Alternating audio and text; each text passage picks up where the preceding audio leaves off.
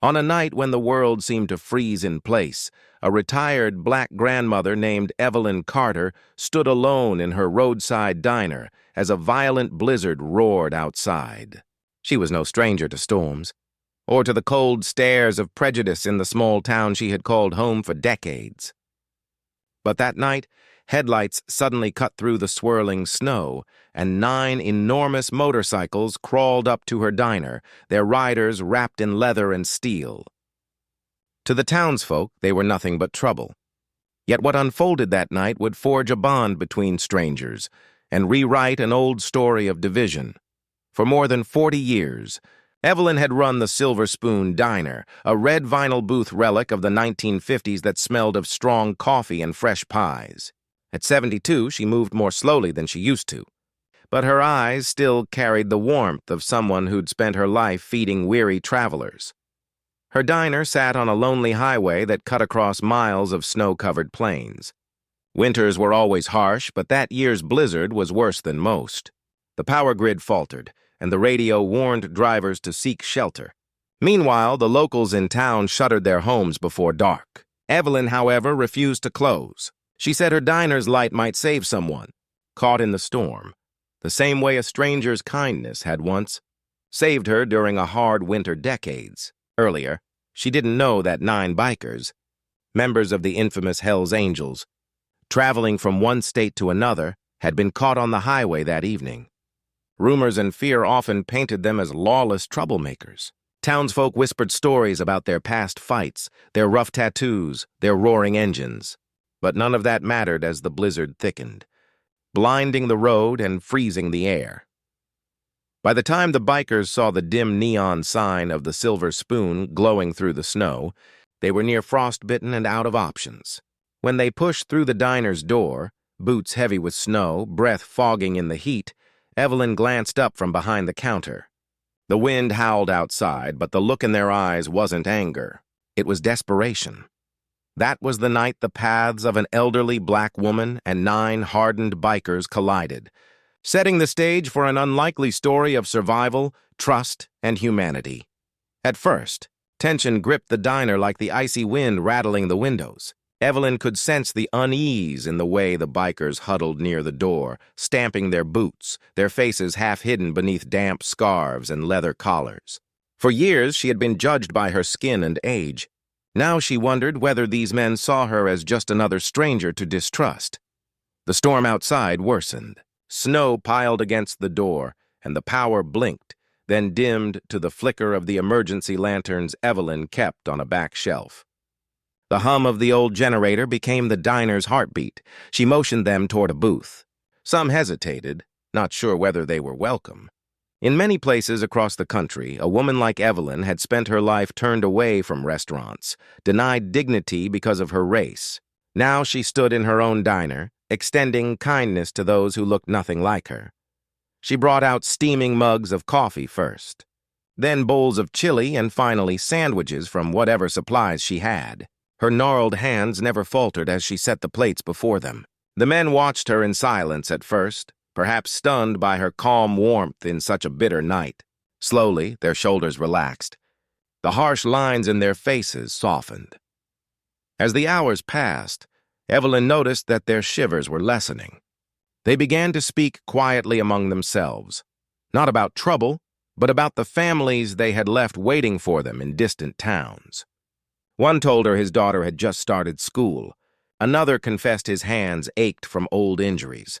The snowstorm outside became a white wall against the diner's windows, and the radio warned that the highway was officially closed. Travelers who hadn't found shelter would be stranded for the night. Evelyn stoked the old heater and dragged extra blankets from a storage room. For the first time in her life, she saw men that the world labeled as dangerous turn into tired human beings, grateful for warmth, food, and kindness. In their eyes, she glimpsed the same loneliness she had felt as a young widow decades ago, when the color of her skin made her a target for suspicion even as she served meals at the diner.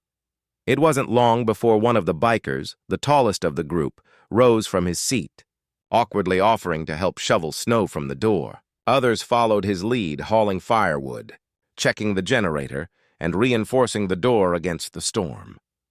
As midnight approached, Evelyn realized that something rare was unfolding. An invisible wall of prejudice was melting, even as the snow piled higher outside. Around 2 a.m., the blizzard reached its peak. The diner's power finally went out altogether, plunging the room into flickering lantern light. The temperature began to drop sharply. The wind howled so hard it shook the walls, and for a moment Evelyn feared the roof might tear away. A sudden banging at the window startled everyone. A car, barely visible in the whiteout, had skidded off the highway near the diner. A family of 3 was trapped inside, their engine failing. Before Evelyn could react, the bikers moved as one. 2 grabbed heavy jackets and pushed out into the storm, leaning into the wind as if it were a solid wall. Others formed a chain to guide them back in. The youngest biker returned carrying a shivering child wrapped in his own leather vest. The others escorted the parents inside, half frozen but alive. The scene struck Evelyn deeply. Men who had been feared as outlaws, now risking their own safety to save strangers. For hours, the group worked together, keeping the generator running, feeding everyone with what little remained in the pantry, and rotating shifts to watch for other stranded travelers. The diner, once just a roadside stop, became a refuge for more than a dozen souls through the worst night of the storm. When dawn finally came and the winds began to ease, the road outside lay buried under drifts of snow. The bikers stayed until the last of the stranded guests were safely picked up by emergency crews. Before leaving, the tall biker, his beard rimmed with ice, stood by the diner's door and made a quiet promise to Evelyn. "You ever need us, we'll be there." Though no words were needed beyond that, everyone in the diner felt the weight of what had been borne that night of shared hardship. In the weeks that followed, the story spread, first through local whispers, then through newspapers. Many in town were surprised to learn that the so-called outlaws had become heroes of the blizzard, and even more astonished to hear how an elderly black woman had stood at the heart of their rescue. For Evelyn, it was never about recognition. She continued to run the Silver Spoon, greeting truckers and travelers as she had always done.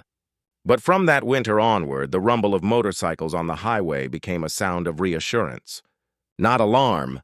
Whenever a storm threatened, or whenever she needed repairs at the diner, one of the 9 bikers always seemed to show up, carrying tools, stacking firewood, or just checking to make sure she was safe. They kept their promise quietly, never asking for attention or thanks. Years later, when Evelyn passed away peacefully in her sleep at the age of 86, the funeral procession that followed her casket stretched for miles. At its front rode 9 weathered motorcycles, their riders bowing their heads in silence. The story of that night became more than just a tale of survival in a blizzard. It stood as a reminder that acts of compassion can reach across even the deepest divides of race, reputation, and fear. In a world too often divided by suspicion and prejudice, the unlikely bond between a black grandmother and 9 rugged bikers proved that kindness has the power to disarm hatred.